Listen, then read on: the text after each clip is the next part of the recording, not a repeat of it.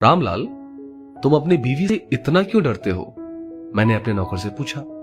मैं डरता नहीं साहब, बस उसकी कद्र करता हूं, उसका सम्मान करता हूं, उसने जवाब दिया। मैं हंसा और बोला, ऐसा क्या है उसमें? ना सूरत अच्छी है और ना ही पढ़ी लिखी है। जवाब मिला, कोई फर्क नहीं पड़ता साहब कि वो कैसी है, पर मुझे सबसे प्यारा रिश्ता उसी का लगता है। जोरू का गुलाम, मेरे मुंह से निकला। क्या और कोई रिश्ता मायने नहीं रखता तेरे लिए? मैंने पूछा।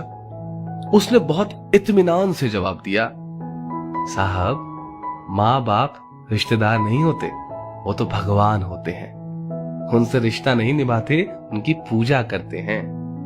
भाई बहन के रिश्ते जन्मजात होते हैं, दोस्ती का रिश्ता भी मतलब का ही होता है।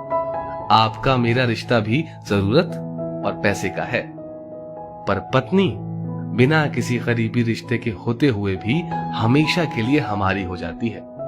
अपने माता पिता, परिवार के सब रिश्तों को पीछे छोड़कर हमारे हर सुख दुख की सहभागी बन जाती है, आखिरी सांसों तक। मैं अब बहुत ध्यान से उसकी बातें सुन रहा था।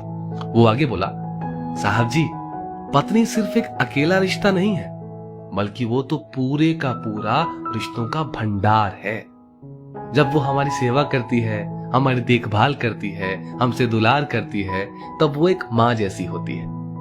जब वो हमें जमाने के उतार चढ़ाव से आगाह करती है, और जब मैं अपनी सारी कमाई उसके हाथ पर रख देता हूँ, क्योंकि जानता हूँ कि वो हर हाल में मेरे घर का भला करेगी, तब वो पिता जैसी होती है।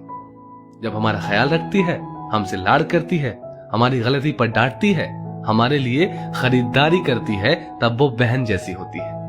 जब हमसे नई नई फरमाइशें करती है, नखरे करती है, रूठती है, अपनी बात मनवाने की जिद करती है, तब वो बेटी जैसी होती है।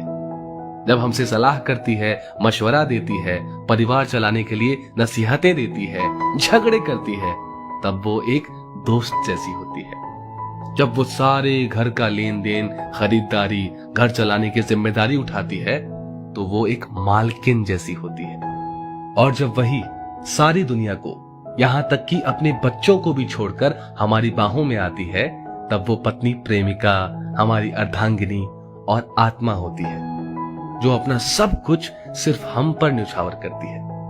मैं उसकी इज्जत करता हूं तो क्या गलत करता हूं साहब? एक अनपढ़ और सीमित साधनों में जीवन निर्वाह करने वाले व्यक्ति से जीवन का ये मुझे एक नया अनुभव हुआ, और वो कुछ ऐसा कि पत्नी के बीमार होने पर अगर पति सिर सहला दे तो वो गुलामी नहीं होती। अगर पत्नी टिफिन बना रही हो तो पति बच्चों के बाल बना दे तो वो गुलामी नहीं होती। पति नहाने के बाद तौलिया बिस्तर पर फेंकने की बजाय खूंटी पर टांग दे तो वो गुलामी नहीं होती। काम से लौटने पर पत्नी की मनपसंद चीज ले आए तो वो गुलामी नहीं होती। अगर पत्नी सफाई में लगी है, पति उसके लिए चाय बना दे तो वो गुलामी नहीं होती। काम से छुट्टी होने पर पति अगर पत्नी का घर के छोटे छोटे कामों में हाथ बटा दे तो वो गुलामी नहीं होती। ऐसी बहुत सी छोटी छोटी बातों को पति लोग सिर्फ इसीलिए नजरअंदाज कर देते हैं कि कहीं किसी ने देख लिया तो जोरू का गुलाम ना बोल दे।